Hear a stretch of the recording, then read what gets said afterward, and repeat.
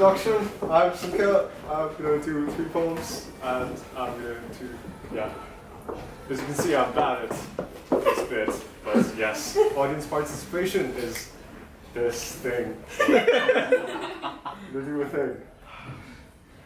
Let me know if you can hear everything. Yeah.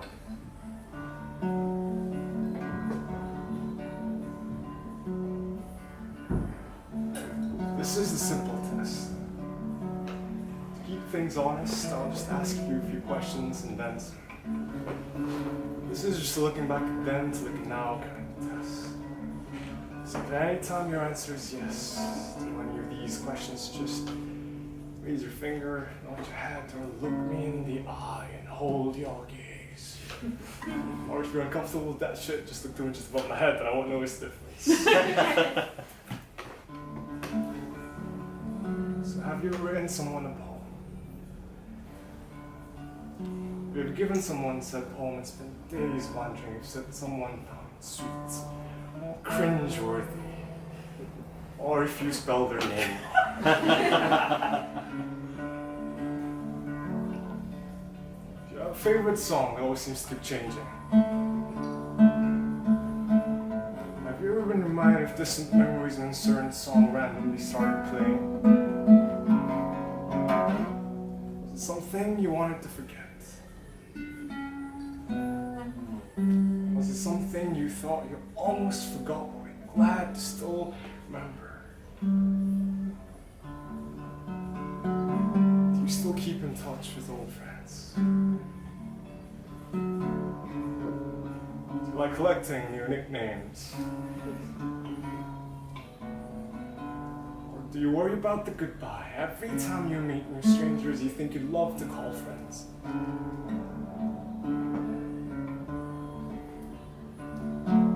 Think people consider you to be a quiet person? Talk to yourself a lot. Do you think that you're a quiet person? Have you ever worried that people think you're uninterested in a conversation even though you're listening? You don't say anything because you think it sounds too quiet or important enough to be loud. Do you remember the first time you felt loud? You ever felt everything around you turn slowly silent like the aftermath of a storm or a really violent nervous breakdown? You then surrounded yourself with noise to blur out what goes on in your head. Do you want to hear the silence again? Get away from it. Have you ever been to an establishment that thinks you're not old enough for this shit? Have you then thought about ripping up your passport and choosing a new life for yourself? Have you thought of a new name? Do you sometimes catch yourself in the middle of a daydream calling yourself by that name? Mr. Dick Waffle. In the worst case scenario, I am a waffle made out of big floppy dicks. I am totally cool with it. Sometimes Swish think that you're maybe 100 years away from being too old for playing Pokemon or getting high on ice cream or swearing fuck yeah while cartwheeling in public. Do you wish you'd done more gymnastics as a kid?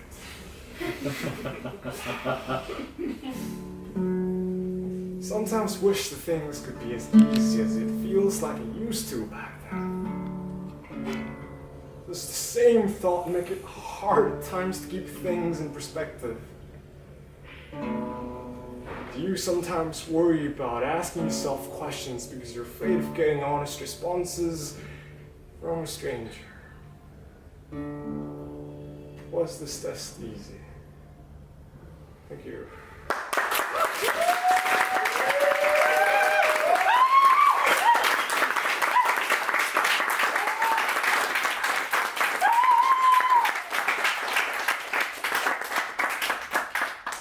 I generally end with do that at the end, but I thought I'd try something new today, so don't that. as you can see, I'm an international student. My name is Sanket. I'm from Nepal and all that stuff. So I'm just giving a short background into next poem. Like, I've been here for almost 2 years now, and when I first left, like, home, it was sort of like an escape, like new start, new country, new me, yeah, fucking. And then I came here and started growing my hair and all this, and to rebel and all that sort of jazz. But I came here and it was the same idea, like I kept romanticizing what I thought of home. And it was never like there, it was always like at the end of this, so I was always sort of going somewhere and never really settled until like, so going into this poetry thing and so everyone, and realize that, you know, it's cool because you guys got chocolate digestives, which we don't. There's that. So yeah, there's a thing to all of that. So.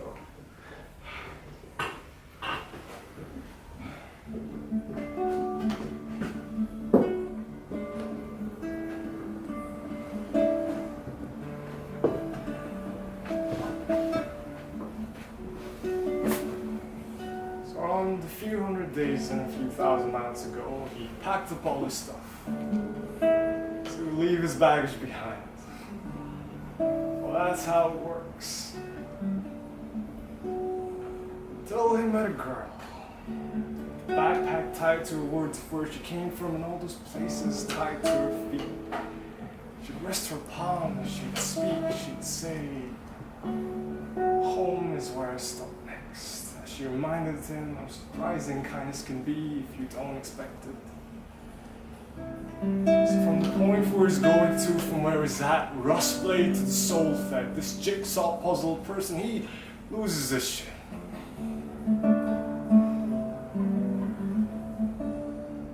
Like a wandering tree got mugged at beat point by a woodpecker fleet. Robbed him of all his years in skin, left him bark naked and beat. He says home is not here. It's the inside of a bus going a good distance from point A to point C. Home is point B. It's always where the heart is. Sometimes these things, they be phantom rhythms, y'all. Miles, years, and unlived lives away.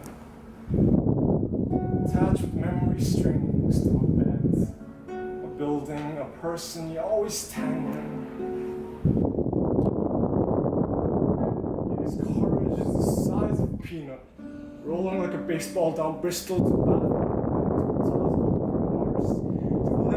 is awkward. Is exactly that long. Like a verb.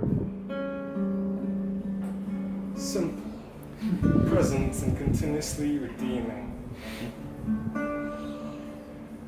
That's why he beats himself up so much, says he's addicted to it. This is just learning to be kind to yourself. And at times he's just saying to himself that even when his holy loneliness creeps up to him like church cemetery smog, when his sister asks him, "How are you, stupid?" Instead of saying I love you, I miss you, or I feel like a magpie's foreskin bird to fucking crisp, I need you, he goes, "I'm okay.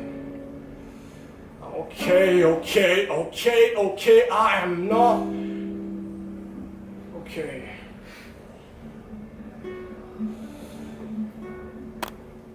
Says he doesn't want pity or sympathy.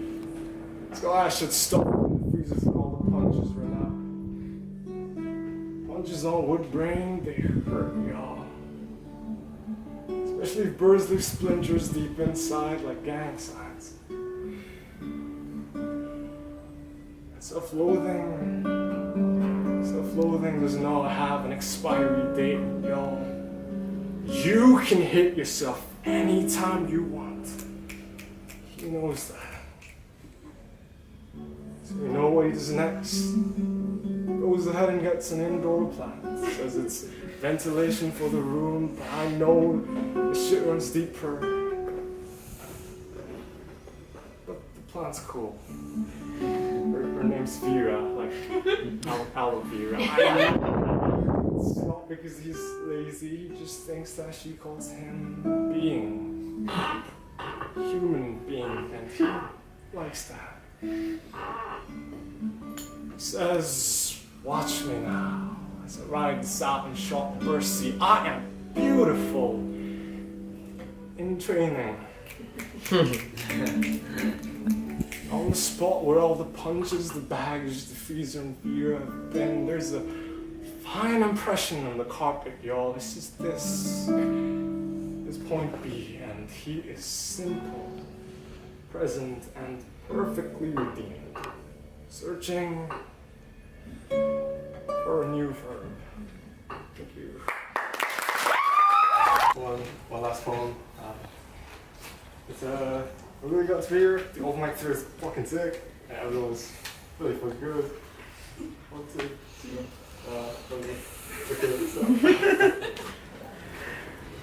Introduction, I guess. So my name is Sanket, as I said. Once upon a time, I was 17 years old. Still was 11. And I've been doing poetry since I was 17. And it's been weird coming here and doing all this, and going to slams, and then doing whole rap. And we're second years, first years, and third years here, so if anyone's like going through that whole spiel of like finding a poetry path, a poetry career through the stuff you want to write and how you get that to stage, I just want to say, you know, like fucking, just remember when you start writing and be kind to yourself to, you know, give us the space to sort of let your poems breathe and don't worry about the sounds and all that sort of shit. So,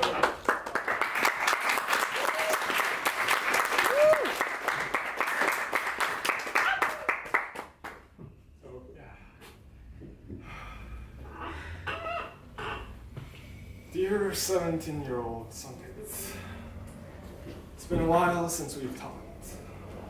Remember, back then we used to say that by now we would have made it. And I have made it here. And although this is far from my bestest mugshot, my goatee is still growing like my dad, but I do have enough change for takeout, and that is fucking sweet. So we used to talk about things we do the next day, like text her, learn how to make pizza dough, eat noodles for breakfast, lunch, and dinner, do a cartwheel. We used to talk like tomorrow was an extended metaphor for waking up. Like you were a raging optimist going, all this is just sleepwalking. You used to say, tonight my vices are familiar. Like the smell of deodorant in the bathroom, to snuff out the smell of weed and all the bullshit. I am not turning into a pothead. Like the languages etched in my face. Nepali, English, saying anime, part Portuguese, going, oi! Mete me decent merda tobacco. Tell yourself, oh you motherfucking take back, and shit yourself. Yeah. We don't listen to ourselves much, do we? I still practice this out-of-place, awkwardly existingness, even though I have bad posture. It shows sometimes in the way I bend away from confrontation. You'll be chill with capital C. And on most days, I am the alphabet. Some days I've been all the way to O. Or are you even worth it? Or an exclamation mark with no point to it. We incite these nights of existential crisis that fill us with equal parts purpose and despair. And each time you say, tomorrow I won't need this, I promise. But tonight I am all out of breath, smoke drunk and gasping for faith like fresh air. See, we weren't just getting high and drunk back then. We were burning like a funeral pyre made of incense sticks. And even though we smell like sweat and shit, still wishing that leave cigarette burns the size of a birthmark that sent that all the way up to death. Like our life was leftover outbreak of some god's nicotine rush that everyone tried to snuff out but couldn't get the job done. Thank fuck you were always pretty, man. 17-year-old post-punk mohawk, hold the clown nose, pimple patch, and muck shot. Damn! No, you wanted us to be stoic. So you wake up and chant, get over it, as you go to the top of the hill so that no one could hear how loudly you were breathing. We were never the tail end of a goldfish waiting for arms like fishing poles to reel us into an empty bin because we could not swim. I cannot swim, but I am kicking, I am floating at least, and tomorrow I will be happy, probably. Tonight you are here. See, we are breathing at the top of our lungs. We are 22, so thank you. This is good enough. Thank you.